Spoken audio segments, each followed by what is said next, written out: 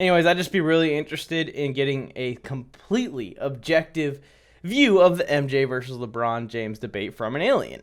Because people get pretty ridiculously biased about this LeBron James versus Michael Jordan debate. And I don't understand it. How come you can't just sit back and look at it from a completely non-biased perspective?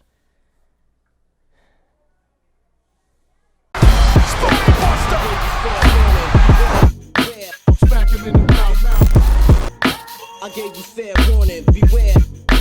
Smack him in the corner of the end zone. It is up for the touchdown. Smack him in the mouth. I gave you fair warning, beware. I'll smack him in the mouth. What is up, everyone? I am Mike, and I am on the mic of the most electrifying sports YouTube channel in the game today. What is up? I hope everyone is doing great and had a great week since the last time that we spoke. Feels like it's yesterday. These weeks just fly by, and the more and more they fly by, the closer and closer we get to the NFL season. Woo! As I predicted last week, your Las Vegas Raiders fans did not enjoy my schedule prediction, so if you want to go check out that video if you're not a Raiders fan and laugh at them, for this week, we will be predicting the schedule of the Cardinals. If you guys want to recommend a team for me to predict next, I do the most votes in the comment section below. So go ahead and drop your comments on which team you want to see me do next week. Cardinals this week. That one's going to be fun. We're also going to talk about Mike's favorite thing of the week coming up here pretty shortly, as we do every single week. And for our main topic this week, we're going to be talking about 3 NBA offseason moves that are just too good not to happen. I'm excited for it. I'm excited to jump into it, but first I got to remind you, hit that subscription button and little notification bell right next to it so that way you're alerted every time we drop a new video. I'm going to be uploading more Reels shorts. I'm going to be uploading more YouTube shorts this week, so you definitely want notifications on so you can see my little blips, my little TikTok reposts. And then also to remind you every week on Saturday night as we drop an episode of Mike's Corner every week on Saturday night. Also, while you're there, it's just subscribe, notifications, like. The like button helps out a ton of the algorithm so I can go viral and I can be a millionaire. Okay, maybe not a millionaire, but maybe I can do this on a more full-time basis. Thank you so much for everyone who shows support with that like button, with that subscription button, and with the comments. Mike's favorite thing of the week this week is gonna be these clips from Fantasy Outlaws on TikTok and Instagram, where he's teaching his new alien buddy, who just landed on Earth from some galaxy far, far away, all about what it's like to be a football fan here in America. So see that guy next to those 5 guys in the middle? He can do what those 5 guys do. Or he can go out for a catch like we were talking about with wide receivers. I got it. Look, see, he's going out for a route right now. Oh. Yeah. He didn't catch that ball. He pretty much hit it to the ground. Yeah, and you know what? It's crazy too because that quarterback's really bad, but that was a pretty good pass. You said that guy could catch it. Well, they're allowed to. That's Evan Ingram. He doesn't like to. Now, this is an entire series that Fantasy Outlaws working on his TikTok page, so definitely go check him out. I'm not going to lie, everyone. Mike on the Mike Squad, everyone watching at home. Bean, the beta fish, our official Mike on the Mike mascot. By the way, that reminds me. Where's my phone? Give me my phone. The official winner of the Name My Mascot challenge that was held on the TikTok page is O-Dog Sports. Thank you so much for suggesting the name Bean, and that nickname was the winner. Had the most votes by everyone else. Thank you so much to O-Dog Sports. You guys can thank him for our mascot's name, and that will be his name for the rest of time. Anyways, back to the action. I was saying that this is kind of right down my wheelhouse, right? This is something that I would come up with, and I'm super jealous that I didn't think of it first. I'm sorry, Mike and the Mike Squad. I failed you. But Fantasy Outlaws didn't, so be sure to go check them out. Seriously though, imagine if aliens actually came down to Earth and you had to explain sports-related topics and why we're so crazy about them to beings, not gonna call them human, to beings that have never experienced sports before, or at least never experienced our sports before, which our sports are a little bit more ridiculous than any other galaxy sports. Like, imagine trying to explain the concept and what goes behind the LeBron James versus Michael Jordan debate that we see all over the internet all the time, 24/7, around the clock. Currently, as we're talking, someone in a comment section somewhere on the internet is arguing whether LeBron or Jordan is the greatest player of all time. But imagine trying to explain that concept to an alien. Because you got to remember, they're going to be completely objective. They have no knowledge that LeBron James or Michael Jordan exist. Actually, the accomplishments and the unreal things that Michael Jordan and LeBron James did and have done in their careers probably is just like a day in the life of some of these aliens. Anyways, I'd just be really interested in getting a completely objective view of the MJ versus LeBron James debate from an alien. Because people get pretty ridiculously biased about this LeBron James versus Michael Jordan debate. And I don't understand it. How come you can't just sit back and look at it from a completely non-biased perspective? Anyways, I figured the conversation would go something like this. Okay, today we're going to do something different. I'm going to teach you about the ageless debate of Michael Jordan versus LeBron James. I have a question. What in the sixth galaxy is a Bron? Oh, he's a basketball player. Remember the one I told you about where they take the ball, bounce it around, throw it in the basket, like that? Oh, good to know. Is he any good? Yes, he's pretty good. Anyways, let's begin. Approximately 10 hours later. You see, but now all the MJ believers and all the LeBron haters are coming out because LeBron James got eliminated in the first round. So the next chapter in this book is going to be how does LeBron respond to getting eliminated in the first round? I hate humans. Here are 3 NBA offseason moves that just make way too much sense not to happen. My bad. Jersey of the day, by the way, LeBron James. The first move, the 76ers trade Ben Simmons to the Toronto Raptors for guard Kyle Lowry. How can we force Ben Simmons to work on his free throws? Isolate him. Get him out of here. Anyways, this is one of the few options that the 76ers have to trade Ben Simmons away and somehow receive some kind of quality at the guard position in return. I understand Lowry's age. I understand the point in Lowry's career. He's kind of in his twilight years. But when he's on his game, the guy can still come up big and be a big-time performer for the 76ers late in the season when they need it most. You do take a hit defensively, but offensively, the gain from Kyle Lowry over Ben Simmons is astronomical. Oh, we're doing space theme today. Playing basketball. Playing basketball. And for the Raptors, you get something out of your 35-year-old player in Kyle Lowry, so it'd have to probably be a sign and trade deal of some sort. And you get Ben Simmons for him. Which, Ben Simmons needs a lot of work offensively, like we just said. He's got some potential still. The guy's young. The guy's huge. The guy's athletic. He can figure it out still. It works out for both sides. The second move that has to happen this offseason. The Lakers trade HTH, Kyle Kuzma, a first-round pick. Hell, throw Caruso in there. Throw whatever they want in there for Trailblazers guard Damian Lillard. Call me whatever you want because it's probably true. Whatever you're calling me right now in your head, you're probably right. Just kidding. I'm not biased at all. I've already said this. The Lakers also may need to do some cap magic along with trading the entire depth of the team for Damian Lillard. But it's the Lakers. And it's LeBron James. Double the super team potential trouble. LeBron James is Inevitable. The third and final move we're going to cover on today's episode that just makes too much sense not to happen is the Dallas Mavericks signing DeMar DeRozan. No trade involved here. Kristaps Unicorn Porzingis looks like he has lost his horn. It took me a second to think of that one.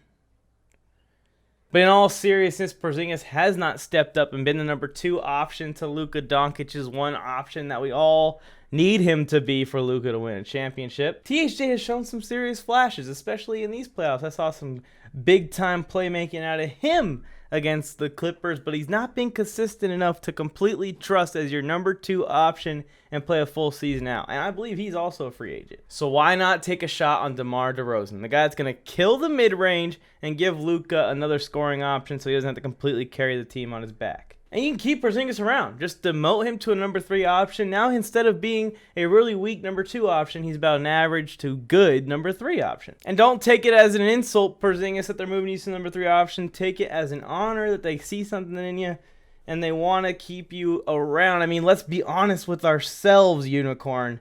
It's probably for the best that you fade into the background.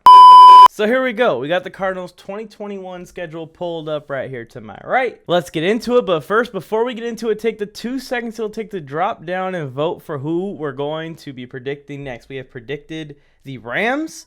We have predicted the Chiefs. We have predicted the Raiders and the Buccaneers.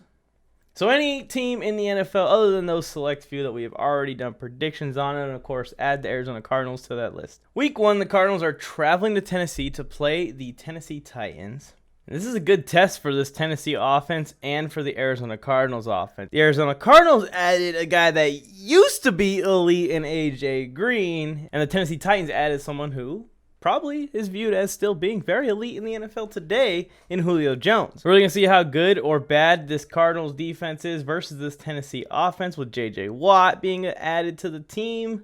This game could go either way, but I'm going to take the Tennessee Titans to win this one. I think they can control the pace a little bit, not let Kyler Murray get rolling too much, and keep the possession of the ball and take over this game. Give me the Tennessee Titans there. Then week 2. They get to see the Minnesota Vikings at home, and I'm going to take the Cardinals to win this one because the Vikings got to travel and see them. I've seen a lot of people overrating the Vikings a little bit. Not that I think that they're going to be awful. I think they're going to be a fringe wild card team, and if they get the wild card, I would probably put them in the 7th seed if I had to guess it. And this all depends on what's going on with Aaron Rodgers, because if Aaron Rodgers isn't there now, their division is up for grabs. But any teams that are like above good and borderline into the great level like the Cardinals are going to be, I think I'm going to take over the Vikings this year. So I'm going to take the Cardinals to win this one. Then they're going to travel to Jacksonville and visit rookie quarterback Trevor Lawrence. I'm going to take the Cardinals to win that game. Just overall a better team. The Jaguars in super rebuild mode. Shouldn't be too much of a challenge for Kyle Murray and company. So we're at 2-1. Then we already talked about this week 4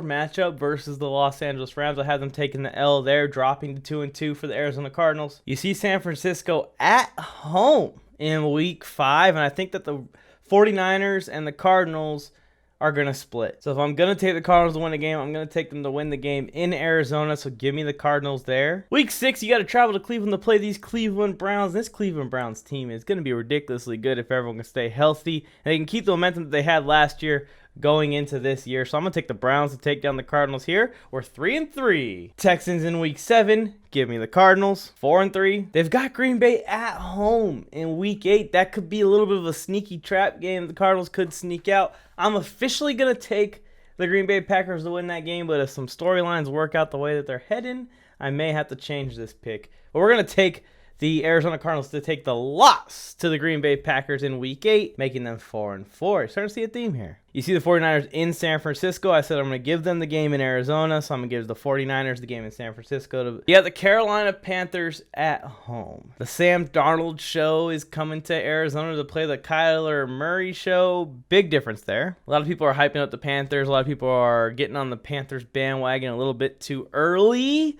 Sam Darnold hasn't proven to be that quarterback yet, and until he does, I'm going to take a team that I think is still a much better team, even if you take the quarterback conversation out of this. And that's the Arizona Cardinals over the Carolina Panthers, bringing them to a record of 5-5. Play Seattle in Seattle. You're going to take the loss there. It's tough to win in Seattle.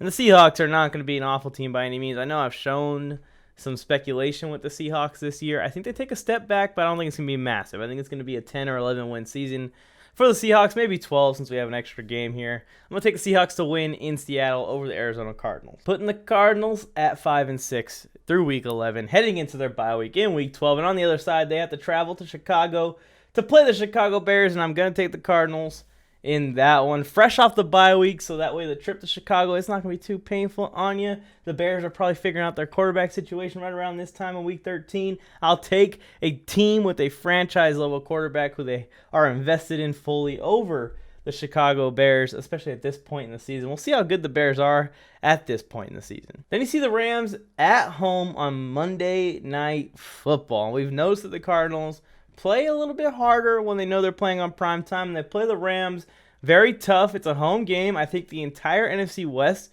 has the potential to split games up. We already predicted this game, and I gave it to the Rams, so I'm going to remain consistent.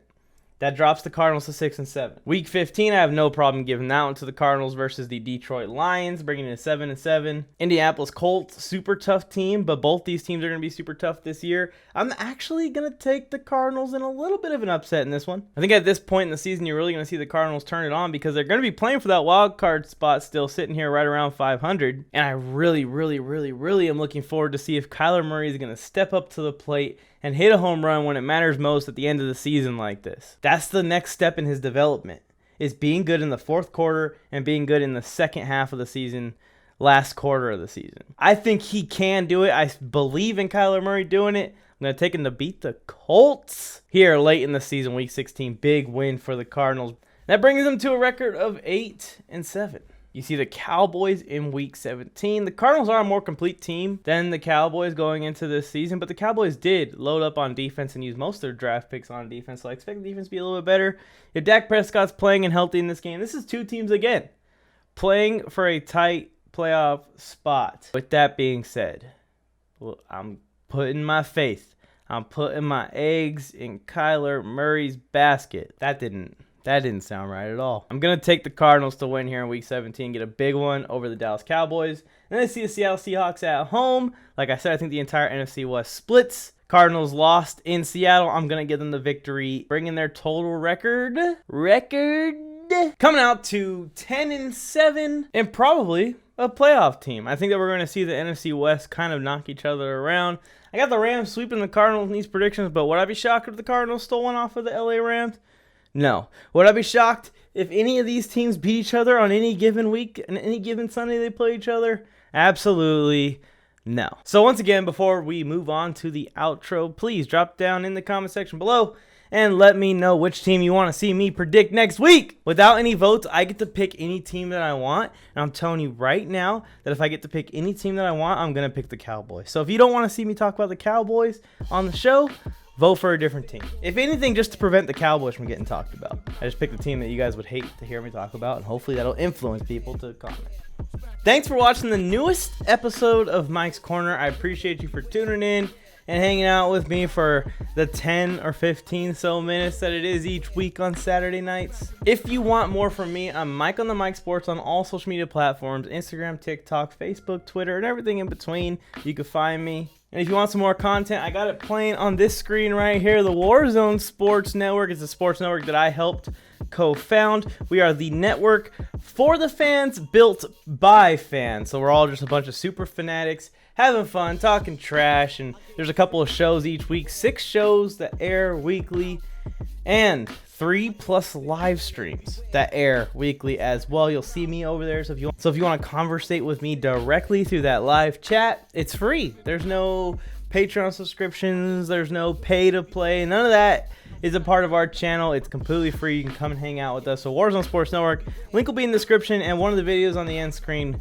will be a link towards the videos on the WARZONE Sports Network. Is that all the cheap plugs for the episode? Think so. I'm Mike, and I am on the mic, and that is Bean the Beta Fish, our official Mike on the Mic Sports mascot, and this is us saying, until next time.